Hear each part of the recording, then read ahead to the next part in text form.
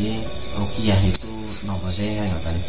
Jadi biar jelas nih metode pengobatan kita adalah ruqyah. Apa sudut pandang secara agama nopo hukume musyrik nopo mboten, metodenya bagaimana kalau jelasnya kesini salah paham. Ruqyah itu ada dua, ini ruqyah syariah, ini ruqyah thariqah. Ya ruqyah syariah itu biasa sing sakit di daerah tengah, mungkin di lilin beberapa santet dibacakan ayat suci Al-Quran. Pada umumnya itu ruqyah syariah. Tapi pasti semua itu ada kelebihan dan kekurangan masing-masing. Nah, kita menggunakan ruqyah syariah juga bisa, tapi kita juga melihat si pasien. Kadang kita menggunakan ruqyah thariqah. Ruqyah thariqah itu yang bagaimana? Kita sebelum membahas ruqyah thariqah, kita harus mengimani dulu di dalam tubuh kita. Disihir, gak disihir, pasti ada jin. Kawan baik cimporin. Nah, jadi ruqyah thariqah itu adalah apabila si pasien tidak memungkinkan untuk diruqyah langsung, jadi diambil ya. Jadi ada beberapa makhluk di dalam tubuh seseorang diambil dilebeti tentang seseorang.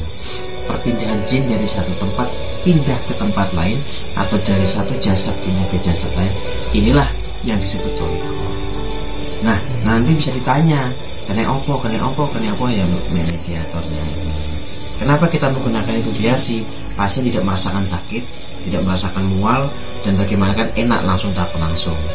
Nah, keutamaan kelebihan nih ruqyah thariqah sakit untuk ruqyah apapun, jalan, rumah, toko, dan lain-lain.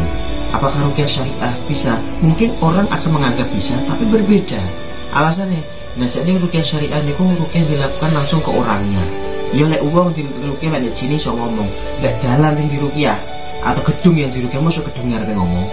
Kan membutuhkan seseorang. Pasti ruqyah thariqah yang dipakai. Nah, ya dan jadi apa kok kelebihannya ruqyah syariah? Kelebihannya pada umumnya selamat di telinga orang awam. Bisa dipahami. Ruqyah syariah ya, wong awam melihat, wah tapi ketika ruqyah thariqah kalau betul penjelasan, wong bingung iki apa kesurupan. Nah, hanya makanya butuh dijelaskan seperti ini. Jadi sama-sama ruqyah. Ruqyah itu apa hukumnya? Kata Nabi, man ahabas sunnati wa man ahabani kana ila jannah. Itu sunnah Nabi. Ajaran Nabi ruqyah itu. Ruqyah syariah seperti thariqah itu pengembangan dari mana? Dari para sahabat. Memang Rasul tidak mengajarkan langsung. Ini kalau jabari misal, kadang wong boleh ruqyah thariqah gak pernah ngajari Rasul. Nah, iki lek mandek sakmono ceritane menganggap ruqyah lain. Banget kan.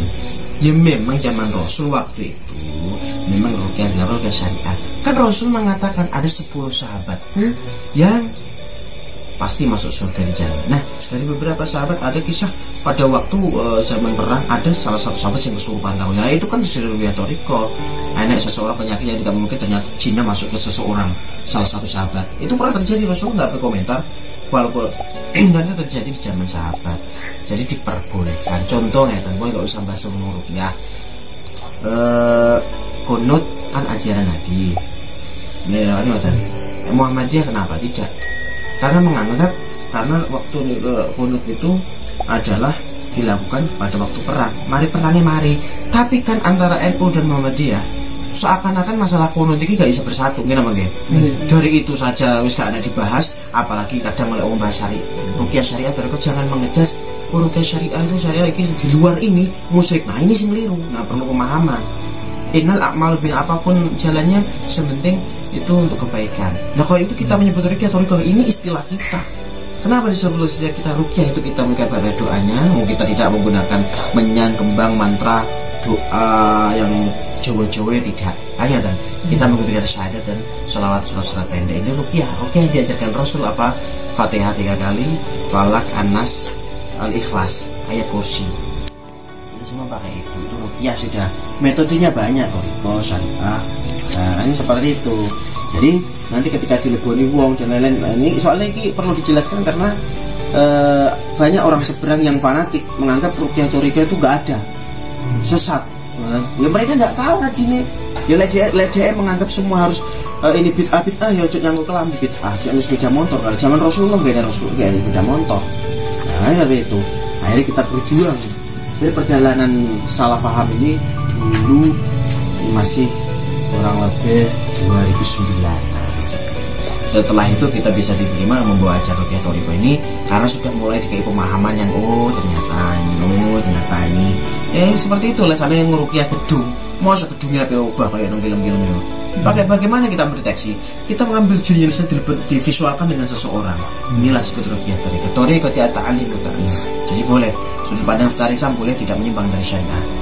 Jadi paham ya? Nah, jadi kita ruqyah toriko kesan-kesan jelas. Kita pun ambil dipindah ke seseorang dan tidak menyakiti si pasien. Contoh ketika ada orang sakit jantungan, jantung koroner, jantung lemah, kita ruqyah langsung. Kalau energi di dalam tubuh manusia itu jin untuk keluar, wah kan gerang-gerang gitu. Nah jantung pompanya mboten kiat, ketika jinnya keluar nanti uangnya tambah lemes nambahan. Pastilah logikanya ngoten. Jadi kita tidak mau menyakiti si pasien, mengambil langkah ruqyah toriko. Bisakah kita ruqyah syariah? Bisa, di YouTube Gus ada. Di mana Gus melakukan 2 ruqyah. Ruqyah pertama ke langsung pasien, ternyata tidak kuat. Dia waktu itu infeksi tenggorokan. Karena yang masuk itu jin harimau garang-garang. Kalau kita logika kan kalau sekali sadar kan mesak nih tenggorokan, akhirnya kita putuskan dikeluarkan pindah ke seseorang. Tapi nanti kalau orangnya tidak mampu fisiknya, terpaksa nanti akan diruqyah melalui orang lain.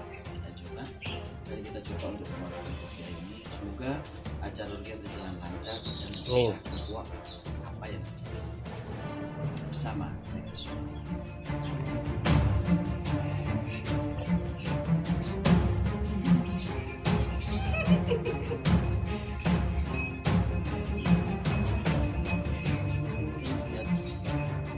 Terjadi reaksi. Ini adalah salah satu makhluk yang ada dalam tubuhnya. Kita ikuti dulu apa yang terjadi.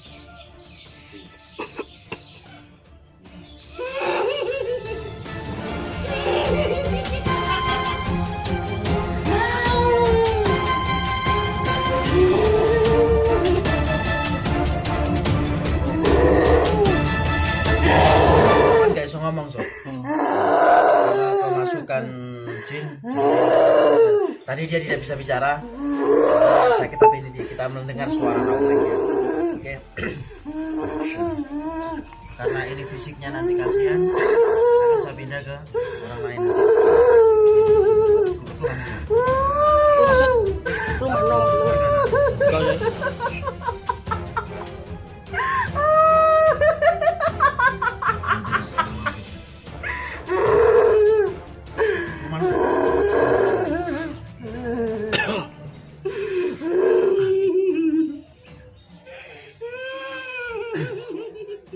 Karena kasihan fisiknya, coba kita keluarkan makhluknya biar dia lebih istirahat. Nanti akan kita kejar jauh.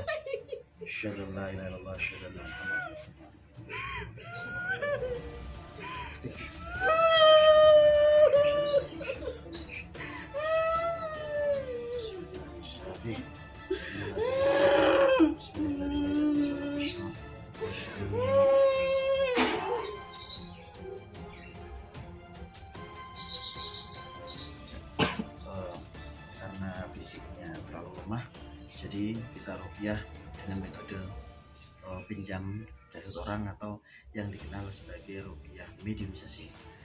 Yang jelas tayangan ini mencakup kita menjalankan metode 2 ruqyah. Pertama, jagat sholawat meruqyah dengan langsung si sakit juga bisa. Tapi kita melihat kalau fisiknya tidak mumpuni atau lagi sakit, kita tidak lanjut karena nanti akan bahaya untuk si jasad. Ini boleh langsung tak pindah.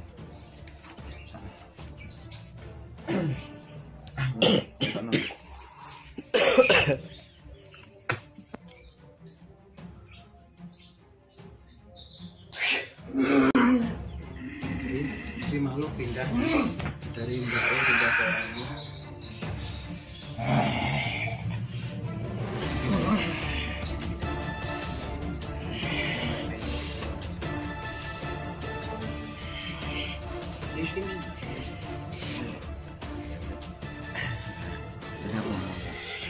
Tapi kita nak betul ya posisinya. Oke. Jadi makhluk yang di dalam tubuhnya Mbak ini salah satunya pindah ke sana. Kita lihat nanti. Jadi kita harus bisa baca itu. Bisa dipahami ya?